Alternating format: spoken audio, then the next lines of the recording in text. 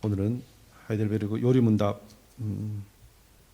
가운데 이제 25주차 말씀으로 우리 함께 말씀을 나눕니다. 벌써 절반 이상을 넘어가고 있는데요. 이 말씀을 통해서 다시 한번 우리의 신앙을 든든히 세우고 또 앞으로 우리가 복음을 증거하고 또 이 말씀대로 살아감에 있어서 큰 힘이 되고 자양분이 되었으면 좋겠습니다. 오늘부터는 말씀과 성례에 관하여 함께 말씀을 나눕니다. 특별히 우리가 말씀과 성례에 관하여 지키고 또 배워야 할 것이 무엇인가에 대해서 계속해서 오늘 말씀을 나누게 될 텐데요. 우리 다 교재를 함께 보시면서 말씀을 나누었으면 좋겠습니다. 먼저 말씀과 성례에 관하여 우리가 배우고 지켜야 할 것이 무엇입니까? 라고 질문할 때요. 먼저는 하나님께서는 말씀과 성례를 통하여 믿음을 일으키시고 자라게 하신다는 것입니다. 우리 65문 질문과 답을 한번 다 같이 읽어보시겠습니다. 시작. 오직 믿음으로만 우리가 그리스도와 그의 모든 은덕에 참여할 수 있는데 이 믿음은 어디에서 옵니까? 성령에게서 옵니다.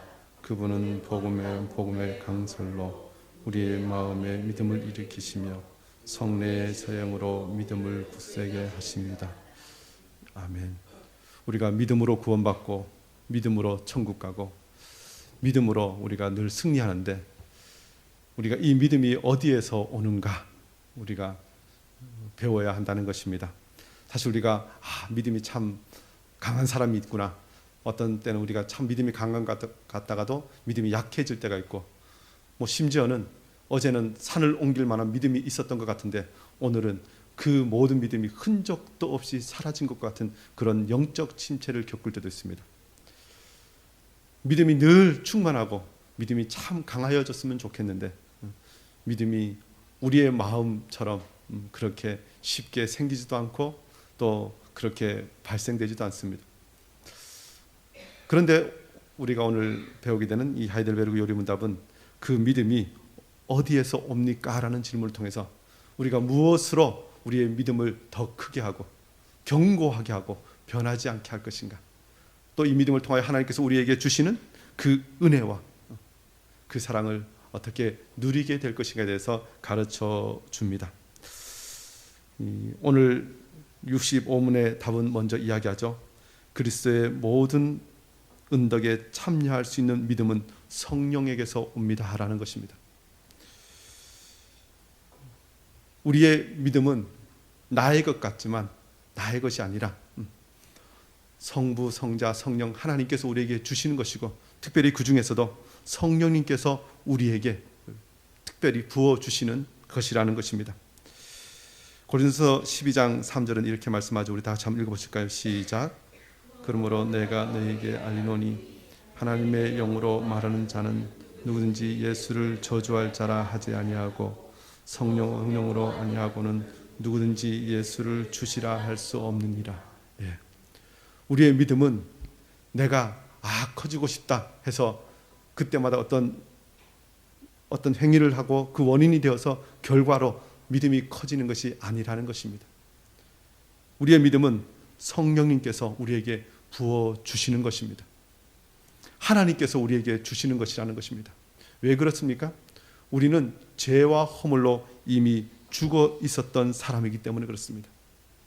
그래서 사실 우리가 그 생명에 이르는 믿음을 내가 어떻게 해서 만들 수 있는 것이 아니라는 것입니다.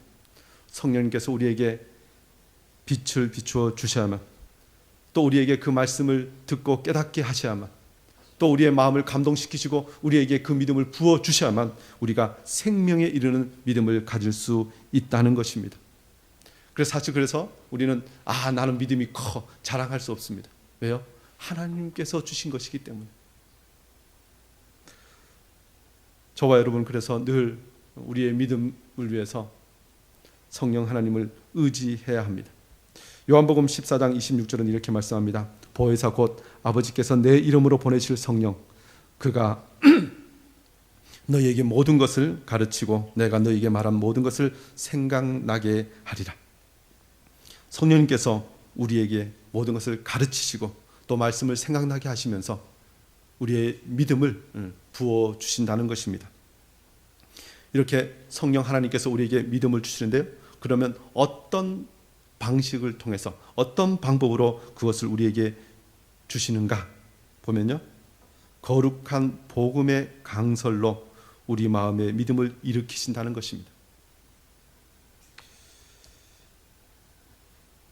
하이델베르크 요리문답 65문 답의 두 번째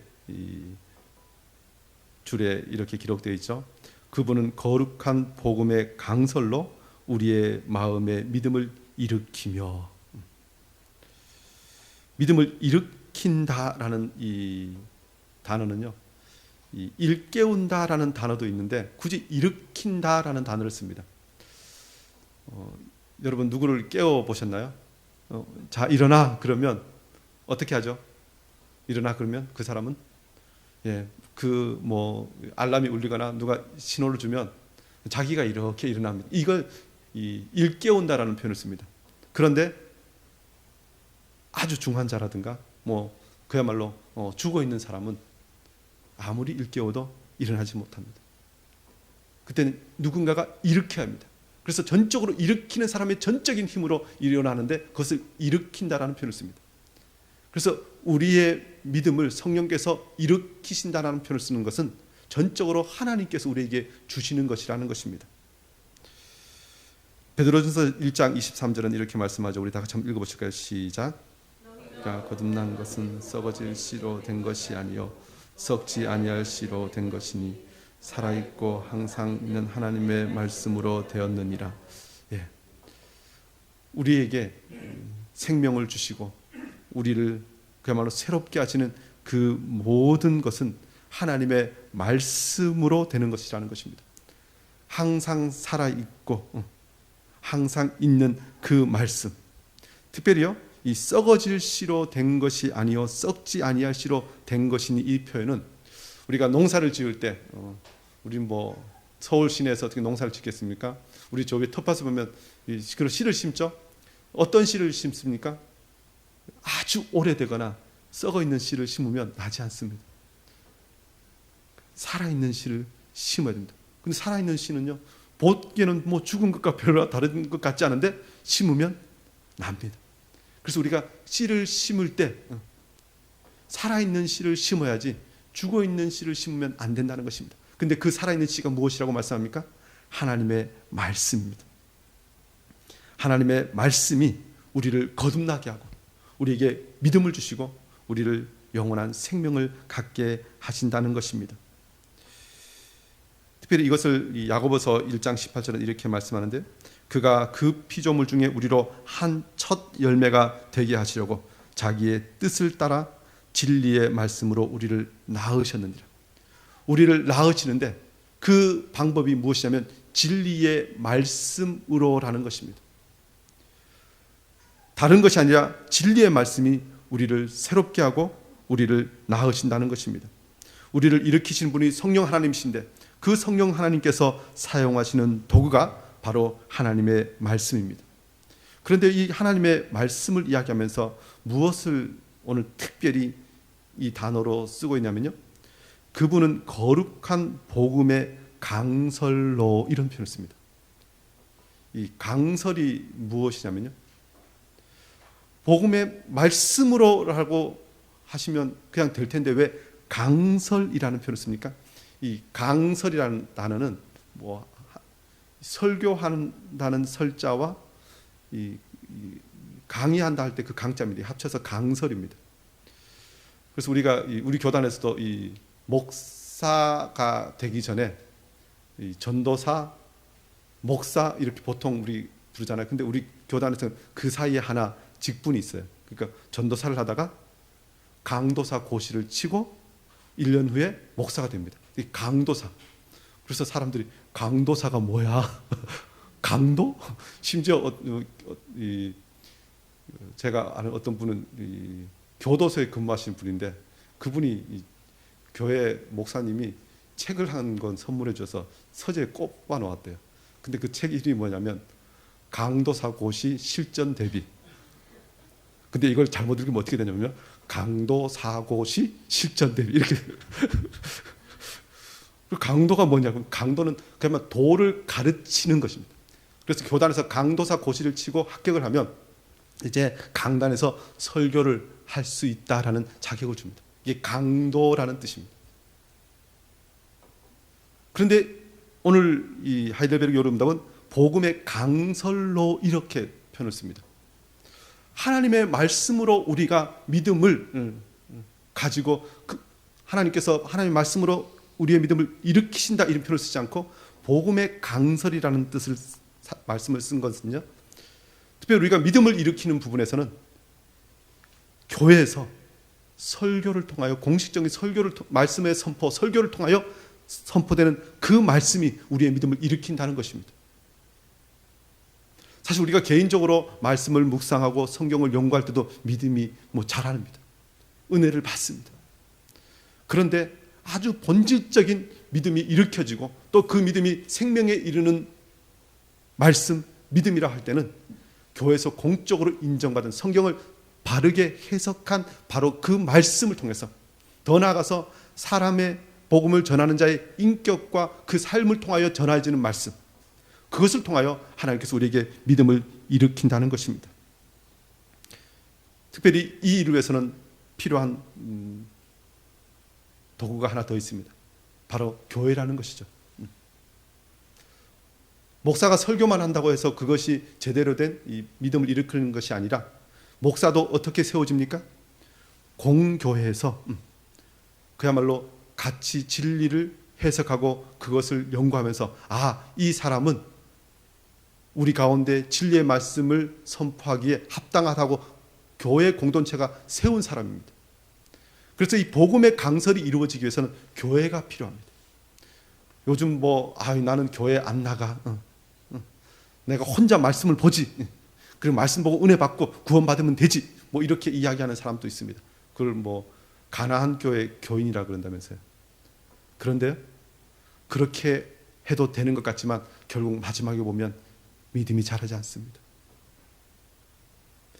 교회에 오는 것이 참 힘들고 성도들하고 부딪히는 것이 참 어떻게 보면 괴롭고 이런저런 것이 참 교회 생활하는 것이 쉽지 않지만 하나님께서는 교회 공동체를 통하여 말씀이 선포되게 하시고 우리에게 믿음을 부어주시고 그 믿음을 통하여 천국에 이르는 자 되게 하신다는 것입니다. 더 나아가서 또 우리에게 믿음을 주시는 방편이 무엇이냐면요, 바로 성례의 시행으로 우리의 믿음을 굳세게 하신다는 것입니다. 65문 마지막 줄은 이렇게 말씀하죠. 성례의 시행으로 믿음을 굳세게 하십니다. 이 성례의 시행, 성례는 우리 교회에서는 이 세례와 성찬을 성례라고 합니다. 우리가 이 매주일 드리는 이 예배는 굳이 성례라는 표현을 쓰지 않습니다. 예배인데요, 우리가 세례와 성찬을 특별히 성스러운 예식으로 따로 구별하여서 성례라는 표현을 씁니다. 이것을 통하여 우리에게 믿음을 굳세게 하신다는 것입니다. 그래서 매주일 우리가 선포되는 말씀과 또 시행되는 성례를 통하여 하나님께서는 우리에게 믿음을 더 부어주신다는 것입니다. 이 고린도서 11장 26절은 이렇게 말씀하죠. 우리 다 같이 한번 읽어보실까요? 시작. 너희가 이 떡을 죽으심을 그가 오실 때까지 전하는 것이니라. 이 떡을 먹으며 이 잔을 마실 때마다 주의 죽으심을 그가 오실 때까지 전하는 것이니라. 이 주의 죽으심을 오실 때까지 전하는 것, 이것이 그리스도인의 대사명이요, 하나님께서 그의 백성들에게 주신 최고 큰 명령입니다. 그런데 이 명령을 수행하고 또 신앙생활 함에 있어서 이 떡을 먹으며 이 잔을 마실 때마다 이 말씀을 전제하고 있습니다. 사실 초대교회는 매주일 모여서 이 성찬을 행하였습니다. 그런데 한국교회는 언제부터인가 이 성도들이 많아지고 또 이 매주일 성찬을 행하는 것이 힘들어서 보통 봄에 한 번, 가을에 한 번, 이 부활절이나 추수감사절, 이 성탄절 이렇게 1년에 2번이나 4번 이렇게 하는데요. 그래도 우리 교회는 매월 마지막 주에 거행합니다. 사실 이 성찬은 매주일마다 하는 것이 좋습니다. 그런데 이것이 왜 좋은 것입니까? 이것을 행할 때마다 주님께서 우리에게 믿음을 더 크게 부어주시기 때문에 그렇습니다. 그리고 믿음을 주시는 도구로 이것을 세우셨기 때문에 그렇습니다. 오늘 읽은 로마서 6장 3절도 이렇게 말씀하죠. 무릇 그리스도 예수와 합하여 세례를 받은 우리는 그의 죽으심과 합하여 세례를 받은 줄을 알지 못하느냐. 세례에 대해서 말씀하시면서요, 이 로마서 6장 11절 이렇게 말씀하죠. 이와 같이 너희도 너희 자신을 죄에 대하여는 죽은 자요 그리스도 예수 안에서 하나님께 대하여는 살아있는 자로 여길지어다. 이 세례와 우리의 신앙생활함에 있어서 살아있는 자로 여기는 것과 연결시킵니다. 세례의 의미를 제대로 기억하지 못하는 사람은, 제대로 알지 못하고 세례를 받은 사람은 하나님 앞에서 살아있는 자로 살 수 없다는 것입니다. 그런데 제대로 세례의 의미를 알고 그 세례를 통해서 예수 그리스도를 만난 사람은 주님 앞에서 새로운 생명을 얻은 자로 살아가게 됩니다. 그래서 세례와 성찬을 제대로 참여하고 거행한 사람은 그 믿음이 자라고 하나님의 뜻대로 살 수 있다는 것입니다. 왜 내가 믿음이 더 자라지 않고 믿음이 이렇게 커지지 못하는가 하면, 우리가 오늘 이 65문을 정리해서 먼저 보면 내가 성령님을 온전히 의지하지 못하였고, 말씀을 제대로 듣지 못하였고, 내가 주님께서 우리에게 주신 이 은혜의 방편, 믿음의 방편을 제대로 사용하지 못하였고, 성례에 제대로 참여하지 못하기 때문에 그렇지 않은가 다시 한번 우리를 돌아보아야 합니다. 그렇다면 반대로 어떻게 합니까? 이 세 가지를 힘써 우리가 참여하고 또 사모할 때 하나님께서 우리에게 더 큰 믿음을 부어주신다는 것입니다. 더 나아가서 말씀과 성례가 우리가 배우고 지켜야 할 것이 무엇입니까? 두 번째는 성례는 복음 약속에 눈에 보이는 거룩한 표와 인이라는 것입니다. 우리 66문 질문과 답을 다 같이 한번 읽어보실까요? 시작. 무엇입니까? 인으로 하나님께서 제정하신 것입니다. 하나님께서는 복음 약속을 우리에게 훨씬 더 충만하게 선언하고 확증하십니다. 이 약속은 하나님께서 우리에게 제3과 영원한 생명을 은혜로 주신다는 것입니다. 성례가 무엇인가에 대해서 아주 분명하게 우리에게 가르쳐 주는데, 먼저는 성례는 복음 약속을 인치는 도구로 하나님께서 제정하신 것이라는 것입니다. 이것을 이 하이델베르그 요리음답은 성례는 복음 약속의 눈에 보이는 거룩한 표와 인으로 하나님께서 제정하신 것입니다. 이렇게 가르칩니다. 로마서 4장 11절은 이렇게 말씀하죠. 우리 다 같이 읽어보실까요? 시작. 그가 할례의 표를 받은 것은 원래시에 믿음으로 된 의를 인친 것이니 조상 영심을 얻게 하려 하심이라. 이 구약의 할례의 표를 받은 것은 믿음으로 된 의를 인친 것이다라는 표현을 씁니다. 할례를 받기 전에도 아브라함은 믿음이 있어서 하나님을 예배하고 하나님 앞에 나왔습니다. 그런데 이 할례를 행함으로 인을 쳤다는 것입니다. 확증하였다는 것입니다. 이제는 하나님의 백성이라고 세상과 구별되는 것을 확실하게 드러내었다는 것입니다. 성례는 바로 이와 같은 기능을 한다고 이야기합니다.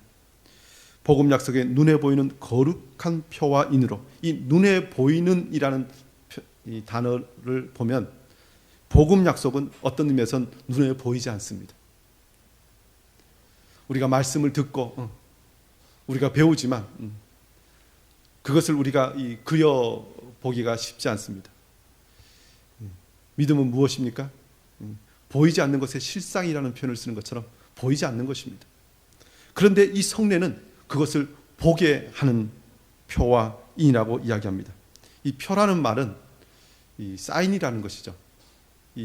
우리가 운전을 할 때도 도로 표지판 할 때 이 표가 바로 그 표입니다. 어디를 가는데 어디로 가라 하는 말을 막 듣는 것보다 이 도로 표지판 사인을 딱 보면 하고 뭐 좌측으로 우측으로 어느 길로 가면 되겠다라고 정확하게 아는 것과 같은 것입니다. 더 나아가서 이 표는 인은 도장이죠. 도장을 찍는 것입니다. 어떤 소리에 도장을 찍고 이 모든 것이 이것으로 결정되었다 하고 선포하는 것입니다. 우리가 하나님의 말씀을 믿고 구원을 받았는데요, 이것을 성례를 통하여 표와 인으로 그야말로 보고 도장을 찍고 그것을 우리의 것으로 소유하게 되는 것입니다. 사실 우리의 이 표와 인은 요즘 뭐 거의 도장 찍는 것도 별로 없어서 실감이 잘 안 나죠. 근데 뭐 예전에는 제일 집에서 소중한 게 뭐였죠? 인감 도장 꽉 붙여. 인감 도장 함부로 돌리다가 큰일 난 분들이 많이 계셨는데 사실 그렇게 중요하게 여겼습니다. 좀 실감이 안 나신다면 좀 우리 부동산을 말씀드리면 아파트를 사야죠. 요즘 아파트가 어떤지 잘 모르겠습니다. 어떤 건설회사가 아파트를 이 땅에 이렇게 잘 짓겠다고 사람들에게 막 열심히 말을 했는데 사람들이 잘 실감을 못 느낍니다. 못 알아듣습니다. 그럴 때 무엇 하죠? 모델하우스를 짓습니다. 모델하우스 쫙 지으면요, 그렇게 여러 날 말하고 들었던 것들 감이 안 왔는데 모델하우스 가서 몇 시간만 딱 돌아보면 아 하고 알아봅니다. 사실 이게 표입니다. 우리가 잘 아무리 들어도 이해하지 못하는 것을 그걸 딱 보고 이게 이런 의미가 있었구나 하고 보게 됩니다. 그리고 모델하우스를 보고 나면 오래 기억이 남잖아요. 집 짓는다 그러면 하고 지나가는데 그 기억이 오래 남습니다. 다른 건 다 잊어버려도 그것은 기억합니다. 이것이 우리에게 성례가 우리에게 표와 같다는 의미가 바로 이것입니다. 그런데 모델하우스만 딱 보고 오면 그게 내 집이 되나요? 예, 보고 왔으면 거기에서 도장을 찍고 계약서를 쓰고 도장을 찍고 와야 그것이 내 집이 됩니다. 이게 인입니다. 인. 내 것을 삼는 그 모든 과정. 성례가 복음 약속의 말씀이 우리에게 표와 인으로 주어졌다는 것이 바로 이런 의미가 있습니다. 이것을 통하여 하나님께서는 우리에게 더 큰 믿음을 부어 주신다는 것입니다. 그래서 계속해서 이 하데베게 여러분답은 성례의 시행으로 복음 약속을 훨씬 더 충만하게 선언하고 확증하십니다라는 표현을 씁니다. 신명기 30장 6절에 이렇게 말씀하죠. 우리 다 같이 한번 읽어보실까요? 시작.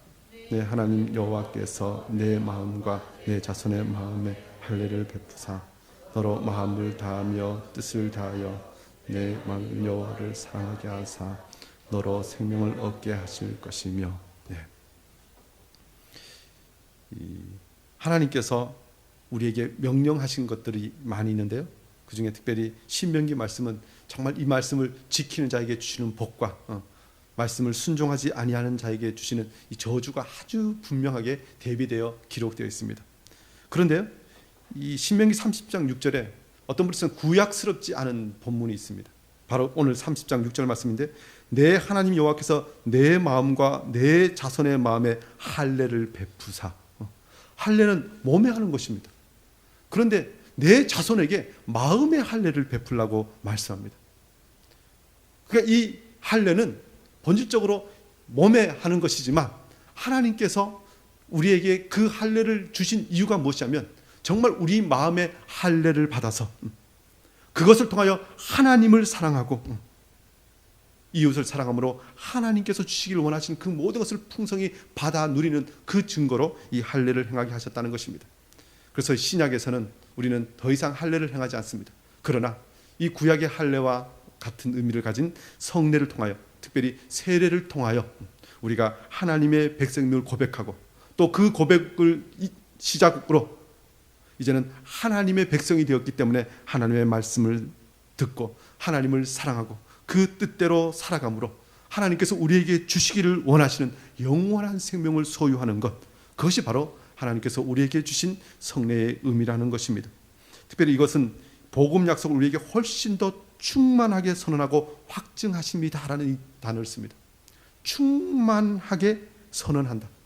사실 이 복음의 강설이라는 표현도 아까 썼지만요, 이것은 이 듣는 것이 가장 중요한 것입니다. 어떤 우리의 감각으로 하면 듣기만 하는 것이죠. 물론 앞에 설교자가 있으면 얼굴도 보고 듣습니다. 그러나 이 성례에 참여하는 것은 그야말로 우리의 몸의 모든 것을 다하여 예수 그리스도의 그 죽으심을 기억하고 주님과 연합하는 것을 이야기합니다. 우리가 세례를 베풀 때 그냥 말로만 성부와 성자와 성령의 이름으로 세례를 주노라 하지 않고 굳이 이 물로 이 세례를 베풉니다. 우리가 이 성찬을 행할 때도 그냥 예수님의 살과 피를 기억하십시오 하지 않고 떡을 떼고 잔을 나눕니다. 우리의 몸의 모든 것으로 그것을 받아들입니다. 그만큼 더 훨씬 더 충만하게 선언하고 확증하는 것입니다. 특별히 이것은요, 사실 우리가 행하는 것 같지만 하나님께서 우리에게 부어주시는 것입니다. 그런데 우리가 이 충만하게 선언하고 확증한다는 이 단어는 우리가 먼저 기억할 것이 있습니다. 확증이라는 것은 확실하게 증거한다는 의미가 있습니다. 그런데 복음 약속을 우리에게 훨씬 더 충만하게 선언하고 확증한다라는 이 단어를 보면요, 복음 약속이 없이 성례만 행하는 것은 아무 의미가 없습니다. 말씀이 선포되고 그 말씀을 확증하는 것이고 그 말씀을 풍성하게 선언하는 것이 성례라는 것입니다. 그래서 복음이 선포되지 않고 행하여지는 성례는 어떤 분에서는 성례가 아닙니다. 우리가 예수 그리스도의 그 은혜와 그 사랑을 기억하지 않고 참여하는 성례는 그런 의미에서는 아무 의미가 없다는 것입니다. 어떤 교회는 말씀을 듣지 않아도 이 성례만 참여해도 은혜 받는다라고 이야기하는 사람이 있습니다. 그런 교회가 있습니다. 아닙니다. 도리어 성경은 하나님의 은혜를 기억하지 아니하고 참여하는 자는 도리어 그것으로 인하여 하나님 앞에 심판에 이르게 됨을 이야기합니다. 그래서 우리는 복음이 선포되고 그 복음을 확증하는 도구로 성례를 주셨음을 기억하고 우리는 성례식에 참여해야 한다는 것입니다. 더 나아가서 이 성례는 죄사함과 영원한 생명을 은혜로 주신다는 것을 나타냅니다. 하이델베르그 여러분도 이렇게 이야기하죠. 이 약속은 그리스도가 십자가 위에서 이루신 단번의 제사 때문에 하나님께서 우리에게 죄사함과 영원한 생명을 은혜로 주신다는 것입니다. 이 성례는 그리스도의 십자가 위에서 이루신 단번의 제사, 이 모든 것을 우리에게 은혜로 주시는 것임을 우리에게 나타냅니다. 히브리서 10장 10절은 이렇게 말씀합니다. 우리 다 같이 한번 읽어보실까요? 시작. 이 뜻을 따라 예수 그리스도의 말미암아 우리가 거룩함을 얻었노라. 예수 그리스도께서 단번에 드리신 그 제사에 우리가 참여하는 것이 바로 성례라는 것입니다. 이 성례에 대해서요, 우리가 우리 교단에서 인정하는 도르트대의 이 세례 예식문에는 이렇게 표현합니다. 들어보십시오. 하나님의 확실한 약속을 믿고 있는지 우리는 각각 자기의 마음을 돌아보아야 합니다. 오직 예수 그리스도께서 고난을 받으시고 죽임을 당하심으로 나의 모든 죄를 용서하시고 그리스도의 완전한 의를 우리에게 선물로 주신다는 하나님의 약속을 우리가 믿는지 돌아보아야 합니다. 이 성례를 통해서 예수 그리스도의 그 고난과 죽음을 우리가 분명히 기억해야 하고 또 이것을 통해 우리의 죄를 용서하시는 것을 다시 한번 우리가 믿음으로 고백하고 더 나아가서 이 모든 것을 우리에게 선물로 주셨음을 우리가 기억해야 합니다. 그래서 우리가 성례를 참여하면서 가장 크게 우리가 기억해야 될 것은 바로 이것이 은혜라는 것입니다. 받을 자격 없지만 이것을 받게 하셨고 주님과 연합할 수 없지만 주님과 연합하는 자가 되게 하셨다는 것입니다. 저와 여러분이 이 말씀을 통해서 다시 한번 우리가 매월 마지막 주에 거행하는 성례식을 더 온전한 마음으로 또 그 의미가 무엇인지 제대로 알고 참여함으로 주님께서 우리에게 주시기를 원하시는 큰 믿음과 또 은혜를 누리는 귀한 삶이 되기를 원합니다. 더 나아가서 말씀과 성례에 관한 우리가 배우고 지켜야 할 것이 무엇입니까? 세 번째는 말씀과 성례는 예수 그리스도의 십자가의 제사로 향하도록 한다는 것입니다. 이 67문의 질문과 답에 기록되어 있는데 우리 다 같이 한번 읽어보실까요? 시작. 우리의 믿음을 우리의 구원에 예수 그리스도의 십자가의 제사로 향하도록 위한 것입니까?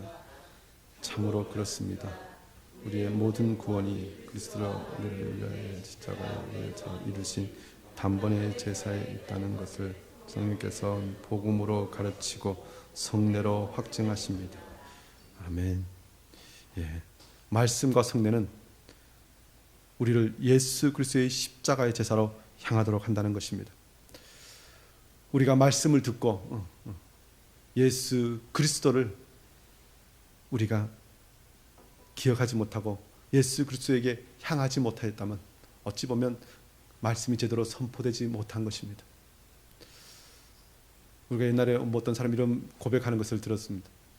부흥회 집회에 참여하고 왔는데 말씀은 기억이 안 나고 그 예화만 기억나더라. 이렇게 하면 이것은 제대로 복음이 강설되지 못한 것입니다. 말씀과 성례는 예수 그리스도의 십자가의 제사로 우리를 이끌어 갑니다. 우리의 구원의 유일한 근거가 예수 그리스도의 십자가 제사이기 때문에 그렇습니다. 그것을 통하여 우리를 대속하시고 우리를 살리셨기 때문에 그렇습니다. 우리의 구원의 유일한 근거는 예수 그리스도의 십자가 제사이심을 믿어야 합니다. 그리고 이것을 늘 그야말로 내가 믿고 입으로 고백할 뿐만 아니라 나의 삶 전체로 선포하는 것이 성례에 참여하는 것이라는 것입니다. 특별히 오늘 이 67문의 질문과 답은 다른 질문과 답하고 좀 다르게 아주 그 구조가 좀 다르죠.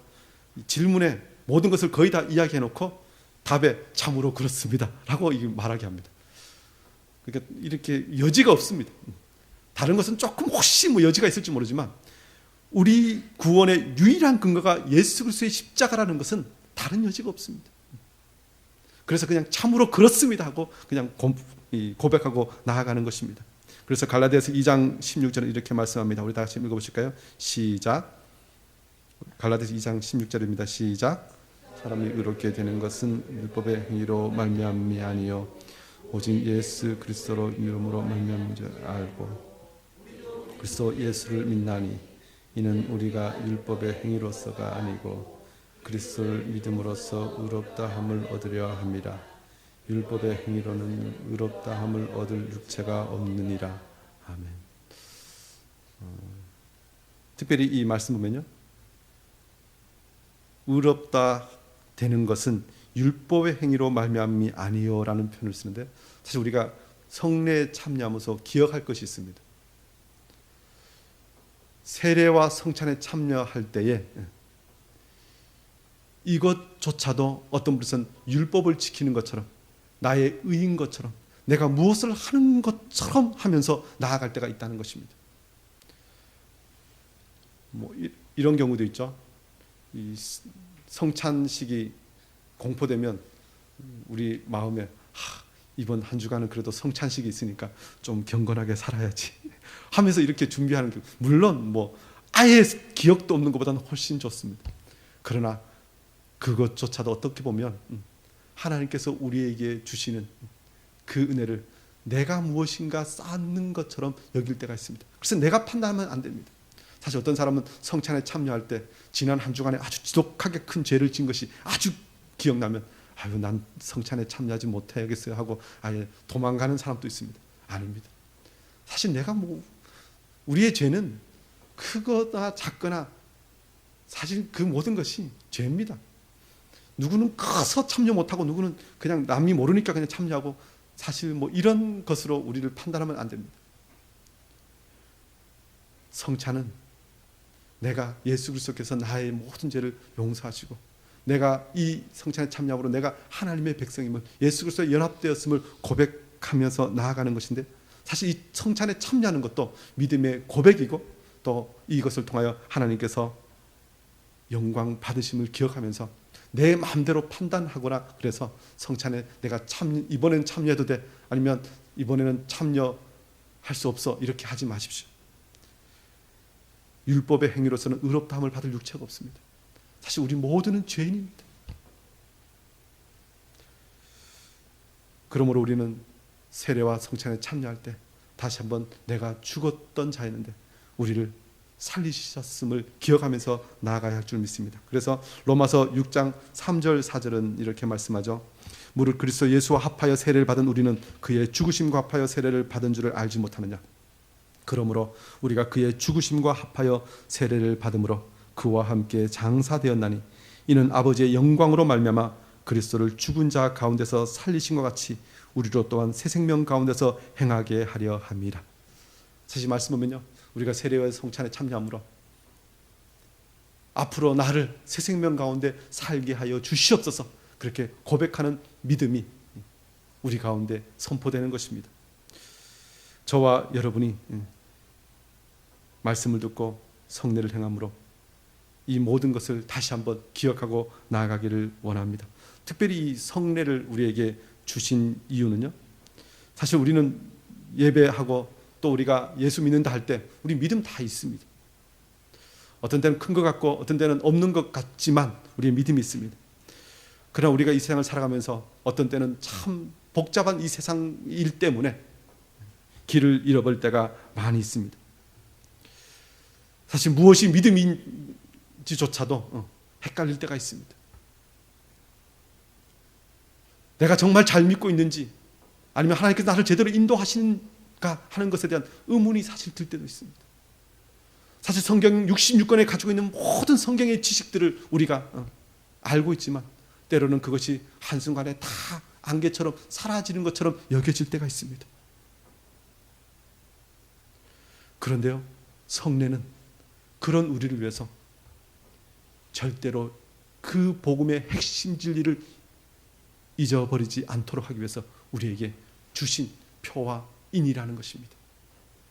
말씀을 들었던 것은 잊어버려도 내가 성례에 참여함으로, 성찬에 참여함으로 주님과 함께했던 그 모든 영적인 연합은 잊어버리지 않는다는 것입니다. 그래서 길을 잃고 헤맬 때도 우리는 이 성례에 참여한 것을 기억하면서 다시 한번 복음의 진리 앞에 나올 수 있다는 것입니다. 사실 우리가 이 삶을 살 때도요, 뭐 도심에서도 요즘 그렇죠. 워낙 건물이 높이 있어서 옛날에는 산이나 뭐 강을 보면서 방향을 찾아갔는데요, 요즘 빌딩이 너무 많아서 어디가 어딘지 모를 때가 많습니다. 그럴 때 이렇게 내비게이션 켜서 방향을 찾아갑니다. 망망대해에서도 정말 어디가 동쪽인지 서쪽인지 모를 때 나침판을 켜서 그 방향을 보고 나아가는 것처럼, 사실 성례는 우리가 정말 힘들고 어려울 때, 내가 예수 그리스도의 그 보혈의 공로를 힘입어서 새 생명이 된 사람이라는 것을 다시 한번 기억하고 나아갈 수 있도록 우리에게 절대로 잊어버리지 않고 그야말로 잃어버리지 못하게 복음을 우리에게 심어주시고 보여주신 것이 바로 성례라는 것입니다. 그러면서 우리에게 그야말로 백문이 불여일견이라는 표현을 쓰는데, 100번 듣는 것보다 한 번 보는 것이 낫다라는 우리 표현이죠. 그것처럼 사실 우리가 연약하기 때문에 하나님께서는 우리에게 말씀을 들려주시고 그 말씀을 보여주신 것이 이 성례라는 것입니다. 그래서 빌립보서 3장 14절은 이런 표현을 씁니다. 표대를 향하여 그리스도 예수 안에서 하나님이 위에서 부르신 부름의 상을 위하여 달려가노라. 표대라는 표현을 씁니다. 절대로 방향을 잃지 않는 것, 그 표대인데요, 성례를 우리에게 그렇게 주셨다는 것입니다. 그러면 의미에서 다 잃어버려도 성례에 참여하는 것을 기억하면서 내가 세례를 받고 내가 성찬에 참여함으로 예수 그리스도의 백성이 되었다는 것을 끝까지 기억하라는 것입니다. 사실 요즘 뭐 사회적으로도 치매 이야기가 나오는데, 혹시 연세 드셔서 치매가 들어서 다 잃어버려도 성례에 참여한 것은 기억하십시오.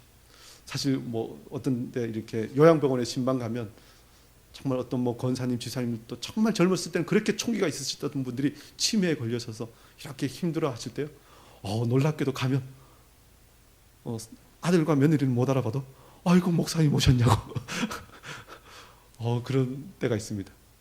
다 잃어버려도 성례를 통하여 참여했던 그 예수 그리스도의 피 묻은 복음, 그것을 잃지 않기 위하여 우리는 늘 성찬에 참여하고 또 그 복음을 깊이 깨닫고 믿음으로 나아가기를 원합니다.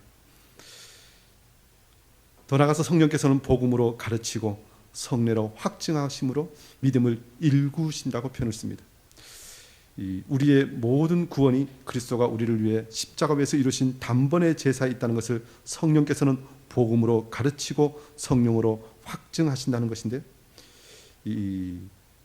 우리를 위해 십자가 위에서 이루신 단번에 제사, 예수님께서 이 모든 것을 단번에 이루셨다는 것입니다. 특별히 이 성례에 참여함으로 우리가 단번에 이루신 제사를 우리가 다시 한번 확인해야 되는 것은요, 이 구약의 제사는 어떠합니까? 매 죄를 지을 때마다 피의 제사를 가지고 하나님께 나아가야 합니다. 늘 그렇게 해야 됩니다. 그런데 예수 그리스도께서 단번에 제사를 드리심으로 우리의 과거의 죄, 현재의 죄, 미래의 모든 죄까지 단번에 다 해결하여 주셨습니다. 우리가 성례에 참여하는 것은 바로 우리의 모든 죄가 주님의 단번에 드리신 그 제사로 해결되었음을 고백하는 것이라는 것입니다. 베드로서 3장 21절에 이렇게 말씀하죠. 우리 다 같이 한번 읽어보실까요? 시작. 물은 예수 그리스도께서 이제 너희를 구원하는 편이 곧 세례라. 이는 육체를 대하여 버림이 아니요 하나님의 선한 양심의 근거니라. 예. 구약에서 하나님께서 제정하신 성례가 구체적으로 보면 두 개입니다. 할례와 유월절입니다. 이 할례는 난지 8일 된 남자아이에게 행하는 것이죠.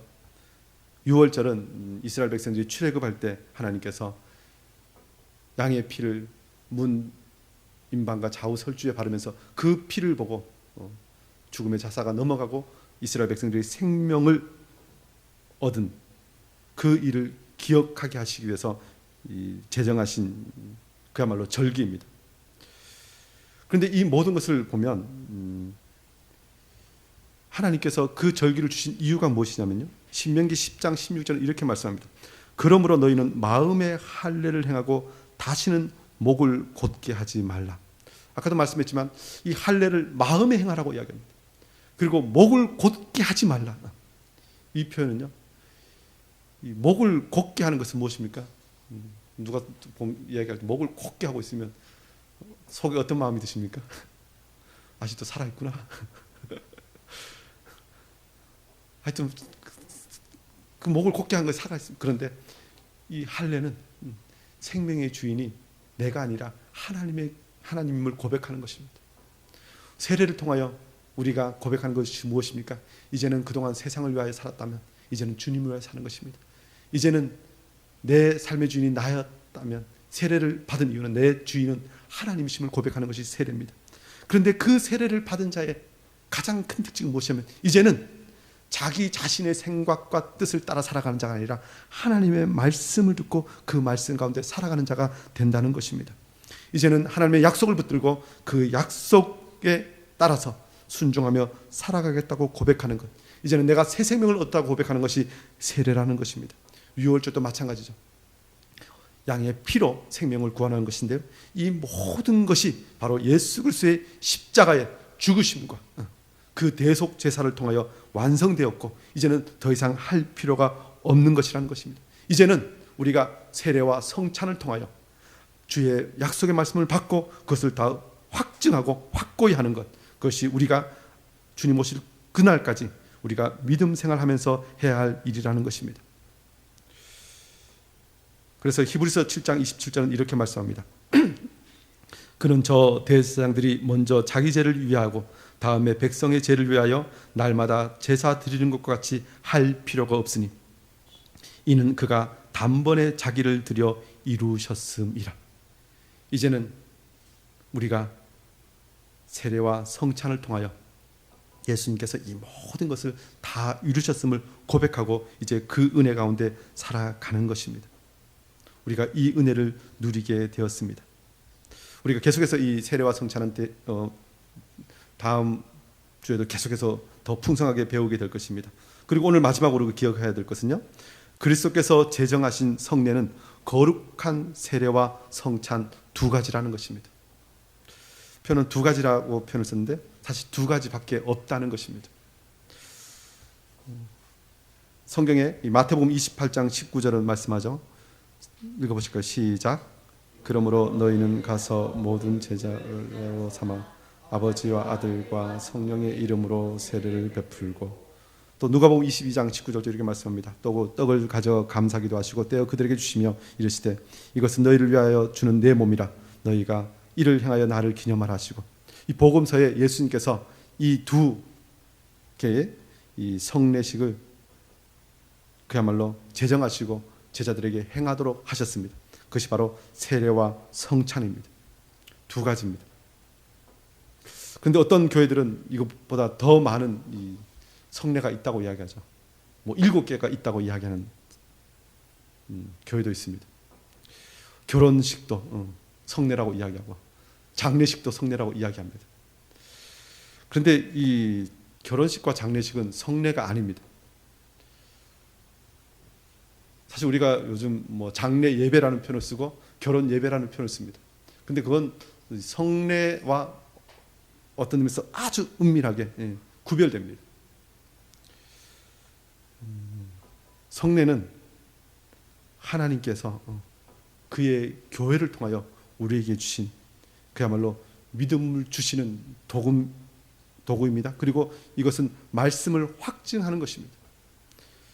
그런 의미에서 이 세례와 성찬 이외에 뭐 결혼이라든가 이 장례식은 좀 구별할 필요가 있습니다. 세례와 성찬은 이 교회 안에서 공동체 가운데서 행하는 것입니다.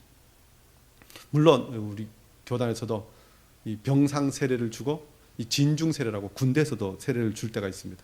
그런데 그 모든 것은 믿음의 정확한 고백을 받고 또 교회에서 그것을 의결하고 또 그것을 공포함으로 그 모든 예식을 거행합니다. 그런데요, 이 결혼이라든가 장례는 성례와 다릅니다. 이것은 뭐 구체적으로 적용하는 부분에서 보면 결혼 예식은 굳이 목사가 하지 않아도 됩니다. 뭐 집사님이나 장로님께서 결혼 예배하셔도 됩니다. 장례식도 마찬가지입니다. 목사가 굳이 안 해도 됩니다. 우리 장로님이나 집사님이 목사 없으면 예배 인도하셔도 됩니다. 그런데 세례와 성찬은 말씀의 확증이고 이것이 생명과 구원에 연결되기 때문에 이것은 목사가 해야 됩니다. 그래도 목사가 그거 있다고 자랑하죠. 아닙니다.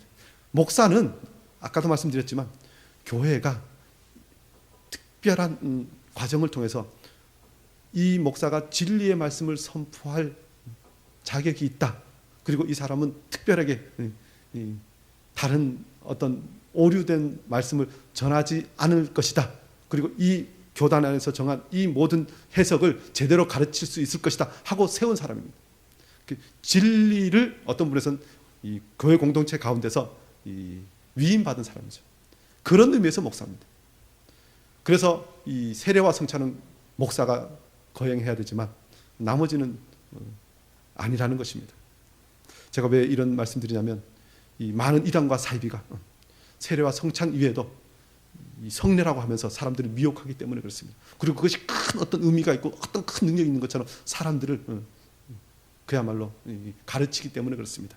그러면서 저와 여러분 다시 한번 우리 교회는 세례와 성찬만 성례임을 기억하고 또 이것을 하나님께서 우리에게 주셔서 믿음을 더 자라게 하시고 우리에게 영원한 복음을 심어주셨음을 기억하면서 이 모든 것에 참여하고 은혜를 누리는 복된 성도님 되시기를 주의 이름으로 축원합니다. 기도하겠습니다.